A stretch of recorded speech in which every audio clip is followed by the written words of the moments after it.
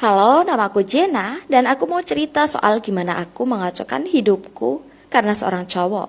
Biar kalian gak melakukan kesalahan yang sama. Semua dimulai beberapa bulan lalu pas aku ketemu Matt. Matt adalah murid baru di sekolah. Dia masuk di pertengahan semester.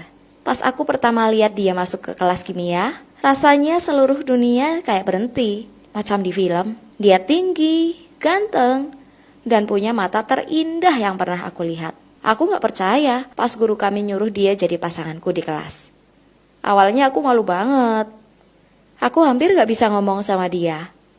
Tapi setelah beberapa kali pelajaran, kami mulai sering ngobrol. Dan setelah beberapa lama, aku mulai gak terlalu tegang. Dia punya cara bikin aku nyaman. Dan dia bilang kalau dia nyaman ada di sekitarku. Dia bilang cuma aku yang bisa diajak ngobrol soal banyak hal. Dia bilang dia pindah bareng ibunya yang jadi orang tua tunggal dan akulah satu-satunya teman dia di sini.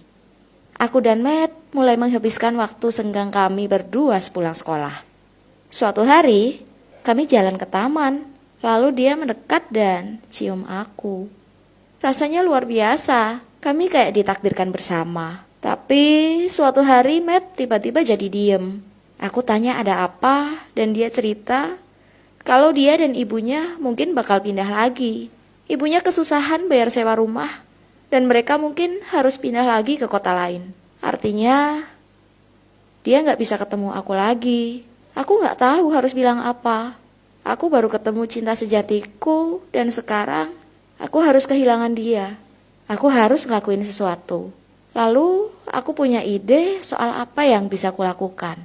Ibu dan ayahku kurang jago pakai komputer.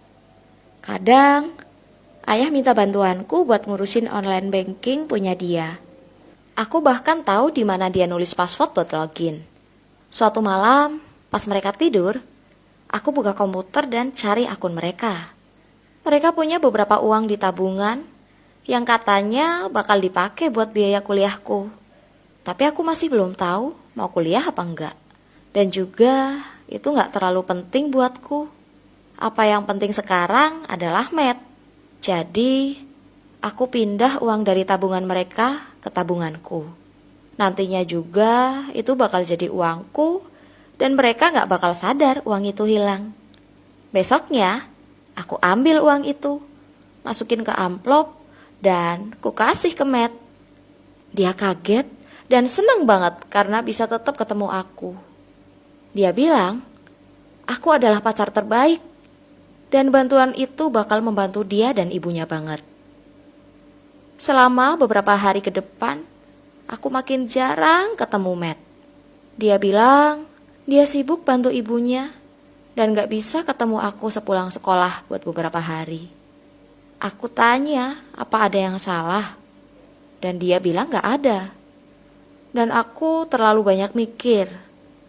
Tapi kemudian hal yang sangat buruk terjadi. Suatu malam aku pulang ke rumah dan lihat ibuku duduk di sofa sambil nangis. Ayah dan ibu berencana beli mesin cuci baru. Mereka mau pakai uang dari tabungan. Dan kaget pas kartu mereka ditolak. Ayahku marah banget. Aku gak pernah lihat dia kayak gitu sebelumnya. Dan pas dia ke bank, dia tahu apa yang terjadi. Aku ngerasa bersalah ngelihat ibuku nangis. Mereka bilang uang di tabungan itu bukan cuma buat biaya kuliahku, tapi juga tabungan hidup mereka dan sekarang semuanya hilang. Aku menolak kasih tahu duit itu kupakai buat apa, sehingga mereka ngukum aku. Mereka ambil HP-ku dan bilang kalau aku gak akan dimaafin dalam waktu lama. Tapi itu bukan hal terburuknya. Ibuku bilang kalau dia kecewa banget sama aku dan mulai nyalain diri sendiri sebagai orang tua. Hari berikutnya aku maksa Matt buat ngobrol pas istirahat. Aku nunggu di halaman buat ngobrol sama dia. Buat kasih tahu aku lagi dalam masalah besar. Tapi dia gak datang juga. Aku berkeliling sekolah nyariin dia cukup lama. Tapi aku lihat dia di parkiran sepeda. Dia lagi ngerokok sama beberapa cowok. Aku gak kenal mereka dan aku juga gak tahu Matt ngerokok. Aku samperin dia, tapi dia gak lihat aku. Lalu aku sadar, mereka lagi ngomongin aku. Aku mundur dan nguping pembicaraan mereka. Matt bukan cuma bicara soal aku. Dia ngetawain aku dan pamer soal berapa banyak duit yang dia punya. Dia bilang ke teman-temannya, duit itu dia dapat dari pacarnya yang bodoh. Dia cerita gimana dia bohong soal ibunya yang miskin dan gimana aku percaya banget sama dia. Aku langsung nangis. Aku gak percaya. Aku cinta sama seseorang yang sekejam itu. Lalu dia ngeliat aku. Dia kelihatan kaget. Bukan kaget karena aku sedih, tapi kaget karena dia ketahuan. Dia gak tahu harus ngomong apa ke aku. Jadi aku lari. Itu terakhir kalinya aku ketemu Matt. Itu terjadi beberapa bulan lalu dan kondisinya masih lumayan buruk. Sekarang aku kerja sambilan tiap weekend masak burger. Tempatnya panas banget dan bikin aku bau gorengan. Tapi aku butuh duitnya.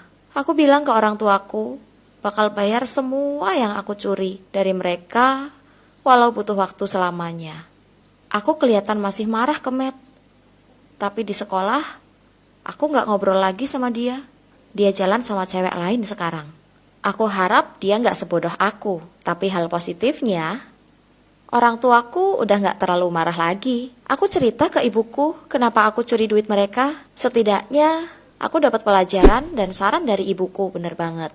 Lain kali, kalau aku jalan sama cowok lagi, aku harus kenal dia lebih jauh dan pastiin dia bisa dipercaya.